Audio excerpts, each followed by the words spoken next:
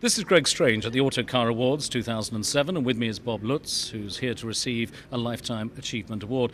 Bob, your career in this motor industry has been quite glittering by anybody's standards. You've been the chairman of Ford of Europe, you've been the president of Chrysler, you're currently vice chairman for global product development for General Motors. Did you ever realize that it was going to be such a glittering career?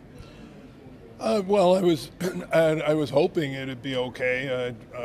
And my ambition was to be a vice president of some automobile company at some point, and later my ambition became to be CEO of an automobile company. Sadly, I never quite achieved that because I think I was a little bit too outspoken and too controversial in many of my views. But I have no regrets, and here I am, almost 76 years old, and still having a great time in the business. You obviously still love your cars. You've always loved things mechanical. I mean, you were a marine pilot before you ever went into the motor business. Do you love planes more or cars more?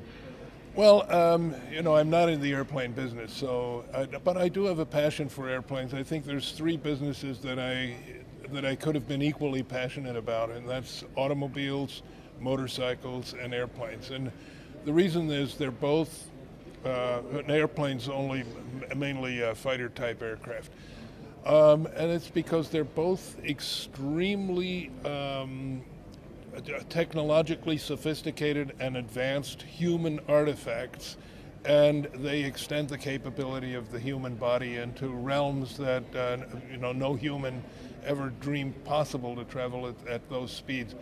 And that goes for motorcycles, airplanes, and cars. But of the three, I suppose cars are the most fascinating because they sell in the highest volumes, and also because there is such a heavy emotional and psychological component in automobile purchasing. So it's more than just about the technological object. It's also about the emotions that it triggers in people, the beliefs about the brand, and so forth. I find that absolutely fascinating.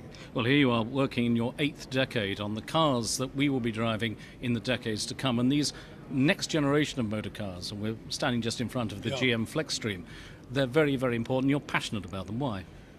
Well, because it's game-changing technology. What we have is governments around the world being concerned about CO2 and, in the case of the United States, dependence on Mideast oil. They're all legitimate concerns. And governments are mandating ever stricter fuel economy standards. In the U.S., for instance, California is talking about levels of fuel efficiency which are no longer attainable with conventional technology. Or if we used conventional automotive technology, it would be $10,000, $12,000, $14,000 per car to try to achieve those levels. Clearly not a solution for the future. So when the incremental improvement approach no longer works, you have to ask yourself, is there a fundamental technological shift that we can look to that will solve the problem at a lower cost? And we think that shift is going to all-electric drive using lithium-ion batteries, which is looking extremely promising, and develop a vehicle with about a 40 to 50 mile range purely electrically.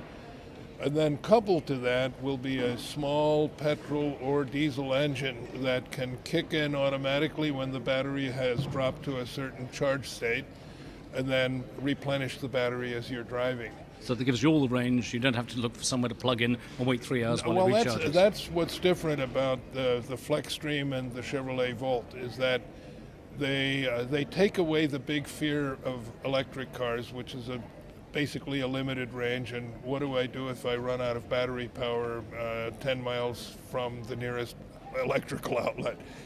With this combination, the Flexstream or the Chevrolet Volt will have a range of, using the battery plus the internal combustion engine, a range of about 700 miles. So that's all you need, isn't it? Well, it's more than most people need. I mean, that should drive you for a whole week. 82% of trips in the United States are 40 miles a day or less.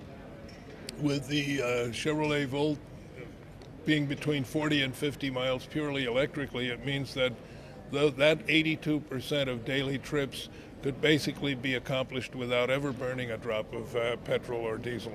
How far are cars like this away from being a practical reality? When can I buy one? Well, the Flexstream, I'd say, is a little farther because this would be the next generation of body style that we do. But the chassis is identical. For the Chevy Volt, we're targeting November of 2010.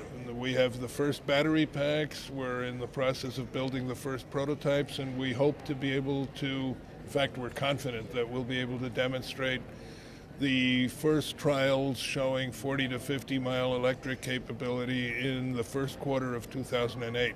You've described yourself as a person who always told it how it is and sometimes rubbed a few people up the wrong way. Maximum Bob was the nickname they gave you. You're still going to be around in another 10 years. Here you are picking up this Lifetime Achievement Award. Are they trying to tell you to retire, or do you have every intention of carrying on?